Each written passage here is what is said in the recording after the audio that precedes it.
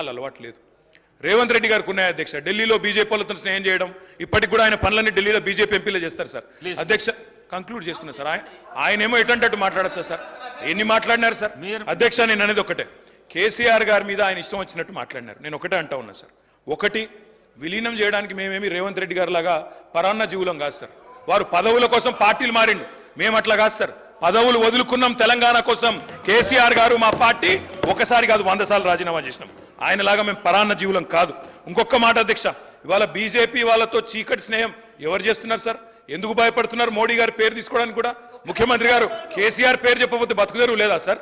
మోడీ గారి పేరు చేయడానికి కూడా ఎందుకు భయపడుతున్నాడు ముఖ్యమంత్రి? అంత భయం ఎందుకు సార్? అందుకే మేము అనేది అధ్యక్ష, ఇవాళ నోటికి వచ్చినట్టు మాట్లాడితే కాదు, తప్పకుండా రాష్ట్ర ప్రజలకు సమాధానం చెప్పాలి. 8 ఎంపీలున్నా తెచ్చింది గుండు సున్నా. 6 గ్యారంటీలు ఎత్తేయడానికి గత ప్రభుత్వం మీద బదనాం చేయడం, రాష్ట్రం దివాలా తీసిందని మహేశ్వర్ రెడ్డి గారు. అధ్యక్ష ధన్యవాదాలు అధ్యక్ష.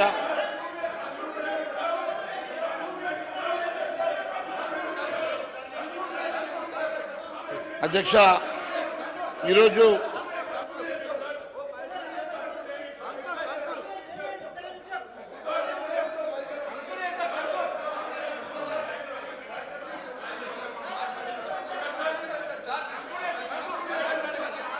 సభానాయకుని గురించి ఆ విధంగా మాట్లాడు పొరపాటు. నేను మీకు అవకాశం ఎందుకు ఇచ్చినా అంటే మీరు జవాబు చెప్తారని ఇచ్చినా కానీ మీరు జవాబు చెప్పడం లేదు. మీరు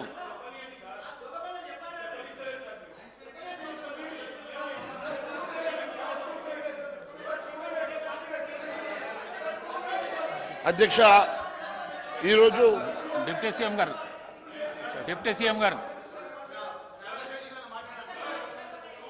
గారు సార్ చిన్న సూచన అధ్యక్ష,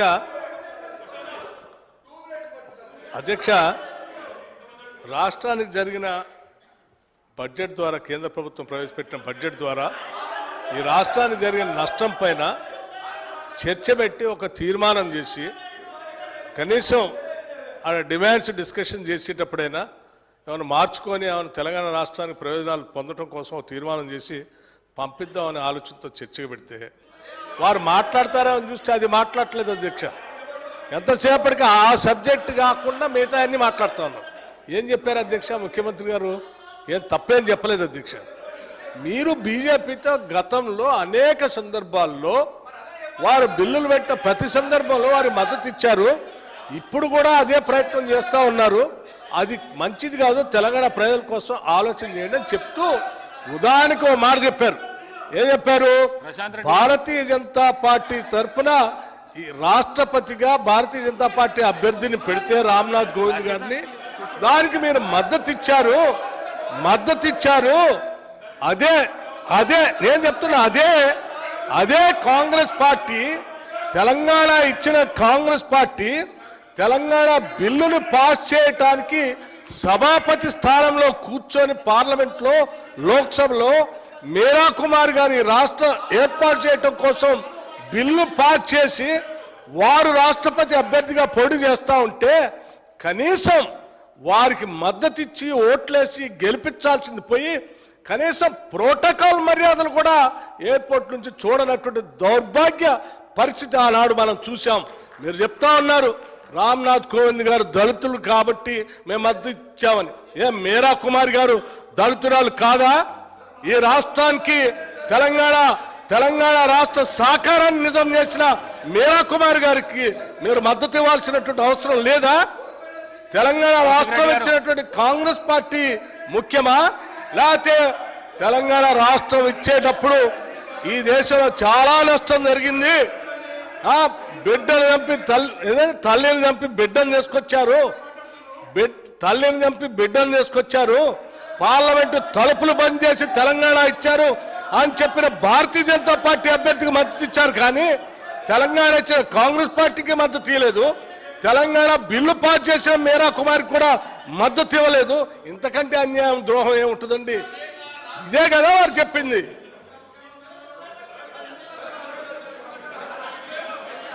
మీ- మీ-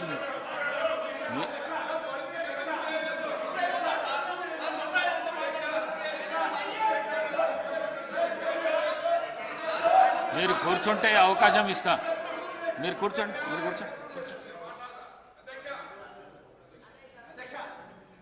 సార్ మాకు బట్టి విక్రమార్క గారు అంటే చాలా గౌరవం ఉంది సార్.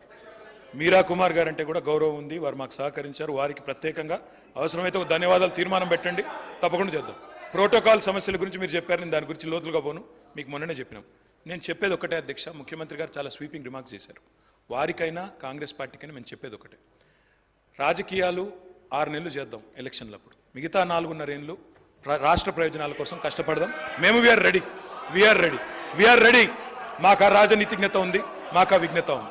నేను చివరిగా చెప్పేది ఒకటే, వారు ఏదో వినండి స్వామి, మీ గురించే చెప్తున్నా, విలీనం అని చెప్పారు అధ్యక్ష. ఎస్, ఒకనాడు 2014లో తెలంగాణ రాష్ట్రం ఇచ్చినప్పుడు నిజానికి కాంగ్రెస్ పార్టీలో విలీనం అవుదాం అనుకున్నాం అధ్యక్ష, అనుకున్నాము. దురదృష్టం ఆనాడు దిగ్విజయ్ సింగ్ గారి వైఖరి వల్ల కాలేదు.